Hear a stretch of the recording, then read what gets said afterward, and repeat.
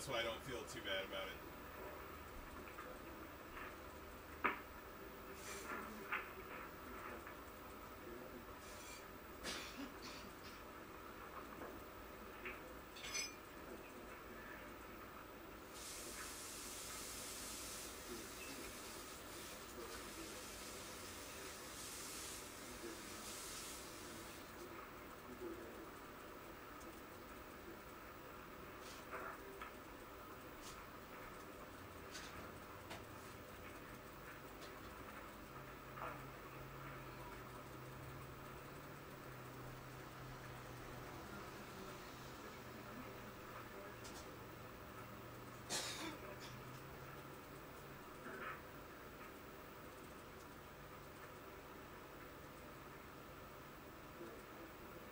Did you guys get Dragon, or did they?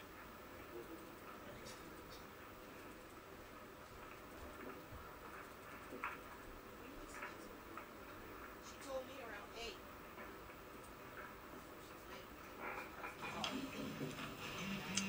Minister. Thanks, Chair. As part of our continued response to the recommendations in the representative's report, Isolated and Invisible, child, youth, special needs workers were asked to identify and see all current high priority children and youth. And just to give you an idea about what are the percentages, as I mentioned, there are 3 priorities: priority 1, priority 2, and 3. High priority, priority 1, that's approximately 11% of the cases in all regions. Priority 2 is approximately 21%, and then priority 3, which are the very low contact, it's approximately 67% of the caseload. Member. The Minister didn't answer my question about how you can address the when you have 150 cases on a social worker's file, when he or she has 150 cases, how it can really have any real impact by doing little more than checking a box. Go see your mommy. No, go see your mommy. Take him, please. See your kid.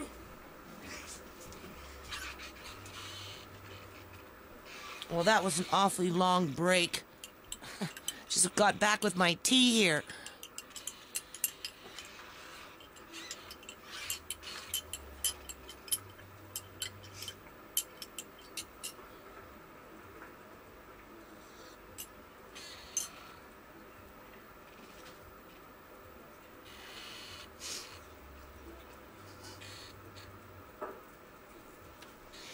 This is where you're getting social engineering at its finest, okay?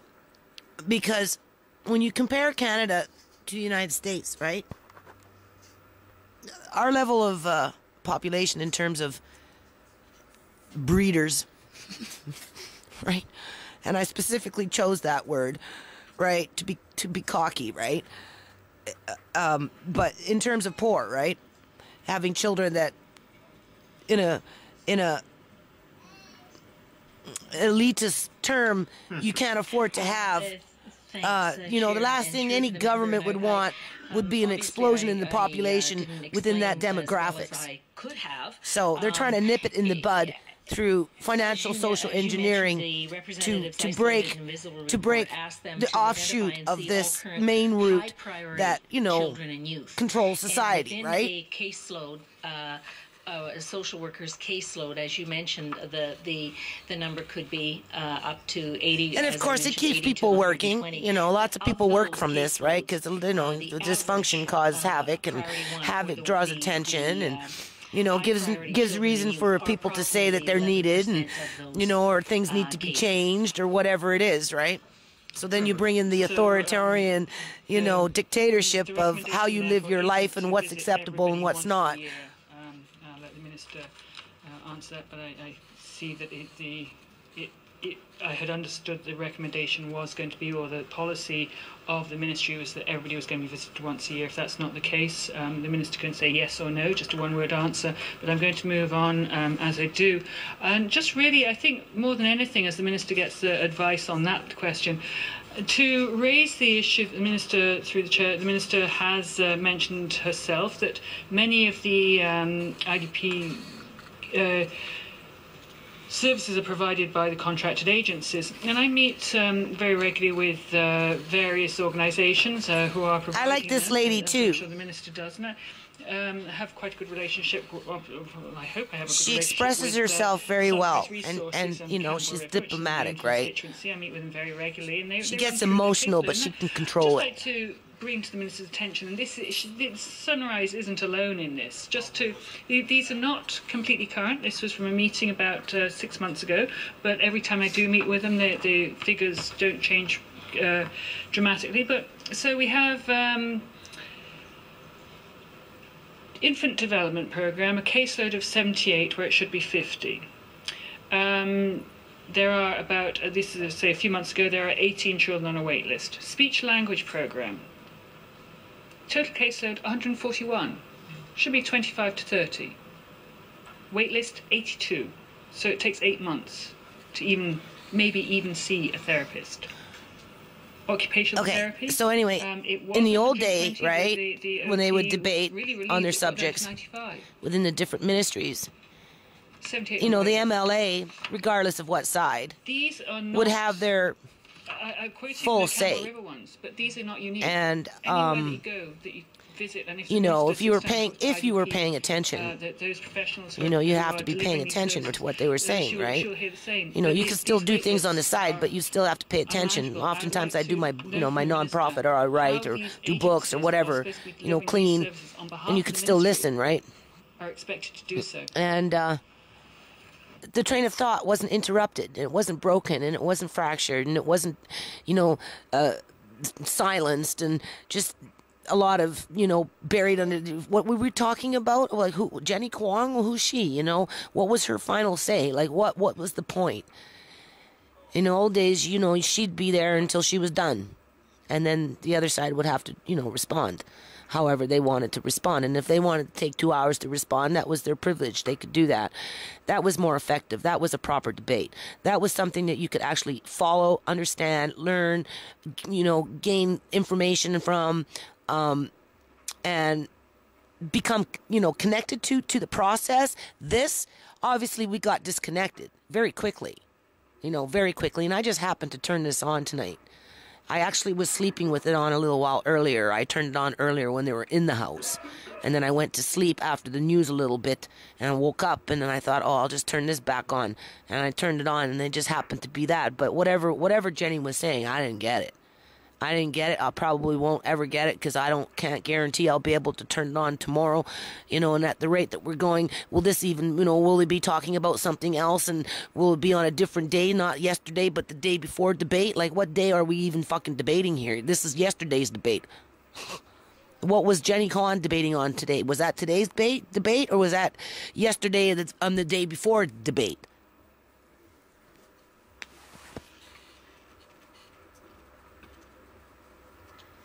In the old house, it'd be in the house, and it would go from member to member to member, back and forth, however they wanted to respond.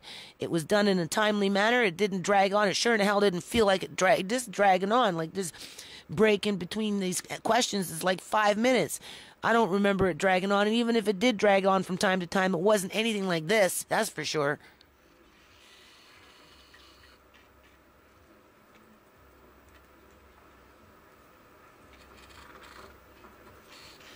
They need a jester in there. You know, somebody with some bells on their head bouncing around with a little, you know, freaking juggling some balls or something.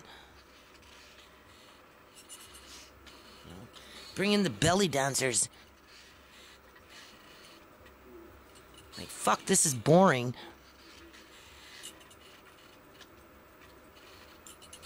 I can read faster than this.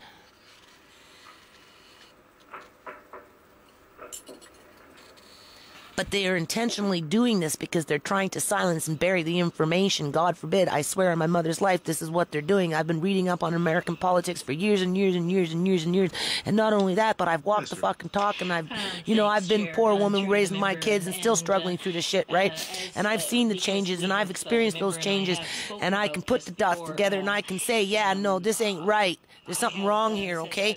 A debate is where you can actually follow a debate, not have to sift through the information to figure out where you left off. Depending on the community, depending on the location, certainly in my travels around the province when I'm meeting with various folks, in some cases it's a matter of they don't have enough resources, but often what I've heard, especially in nobody has enough resources anymore. Communities or places that are a little more isolated. The only ones that have all the resources are the big corporations, you know? The ability, but they don't have the body. And when I'm talking in special... And your upper crust of politicians that run with the big boys, you know, and they get into their G8s and all this shit. We're trying to figure out... make their fucking deals with China. Our mapping and doing the process that we're doing with CYSN, we have got some mitigation strategies here. Bunk up with the Queen. Measures to try and get a sense of the wait list for foundational programs delivered by the contractors. So MCFD and the contractors are now developing a quarterly reporting process. Makes you wonder if these people believe in heaven. Children who may be waiting for interventions and services. It's called a Service Indicator Reporting Framework, SIRF. It's an Excel document that's submitted to MCFD on a quarterly basis.